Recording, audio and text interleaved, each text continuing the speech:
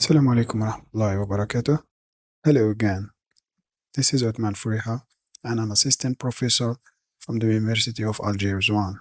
Today, we are going to discuss chapter 1 from the networking module, which is an introduction to networking. In this chapter, we are going to speak about three different parts. The first is what's a computer network. Second, network classifications. And third, network models. By the end of the chapter, the learner will be able to learn what a computer network is and identify its component. Distinguish between different types of networks based on scope and application, and to familiarize oneself with unicast, broadcast, and multicast transmission methods. So basically, a network is a collection of interconnected devices that communicate together. These devices include computers, servers, routers, switches, etc. Networks relies on protocols like TCP/IP for structured communications, and key functions are communication, data and resource sharing, remote access, and so forth. So a network can be modeled as a graph, where V is a set of nodes and E is a set of edges. This structure helps in modeling and analyzing network behavior, such as shortest path computations and network resilience.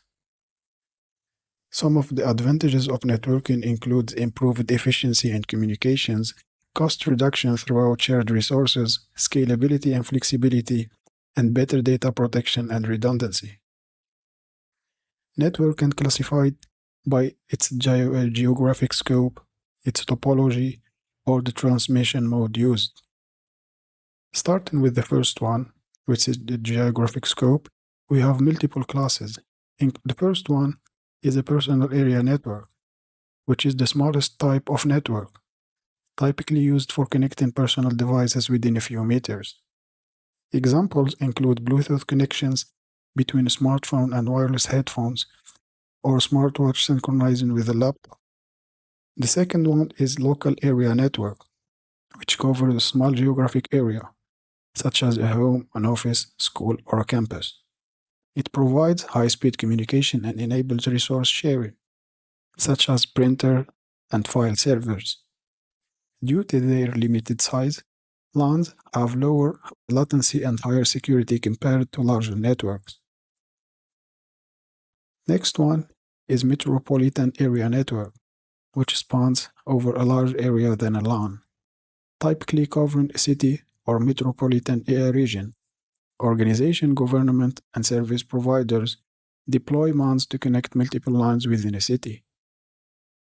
Examples include citywide Wi-Fi networks and public transportation communication systems. Also, we have the wide area network, which extends over large geographic area such as countries and continents. And the internet is the most prominent example of WAN. Unlike LANs and MANs, WANs relies on leased telecommunication lines, satellite links, and undersea cables for data transmissions.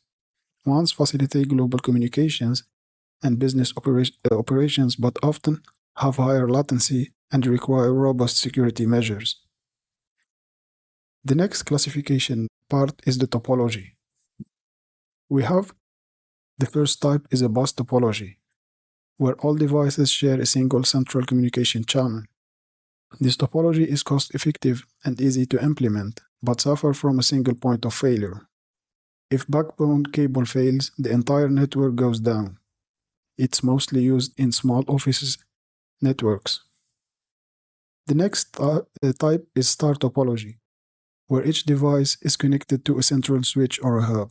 This topology provides high reliability since the failure of a single node does not affect the rest of the network.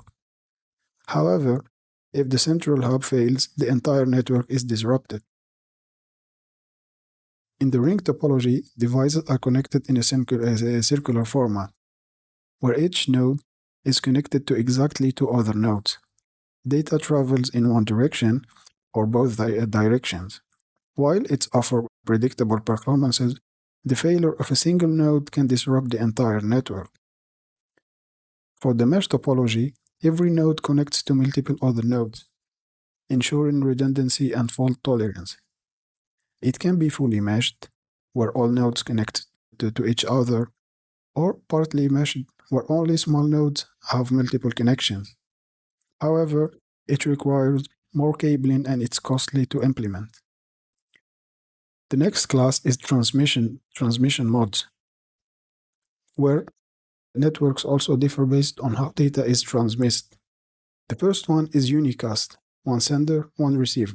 This is the most common type of transmission used for web browsing and file transfer. For broadcast, we have one sender, multiple receivers within the network, used in Ethernet protocols for sending data to all devices. In the multicast, one sender, one specific group of receivers. These are generally used in video conferencing and IPTVs. The network models. A network model is a conceptual framework that defines how data is transmitted and processed across the network.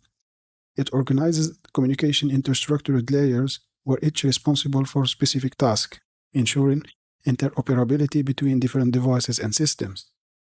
Network models standardize protocol and procedures, enabling efficient and reliable data exchange. The most common ones is the OZ model and TCP/IP model. Let's take a look at the OZ model. It includes 7 layers, going from bottom to up. The first layer is responsible for transmitting raw bits over the physical medium. This is why we call it the physical layer. The data link layer organizes bits into frames. It defines the format of data on the network.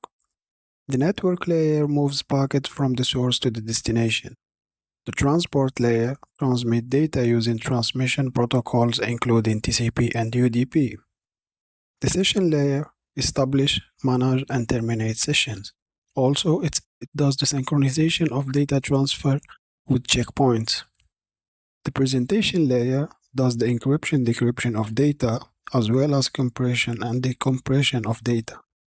And finally, the application layer provides a user interface where applications can access the network services. Thank you so much for your attention. This is my email. If any other information is required, see you on the next chapter. Peace.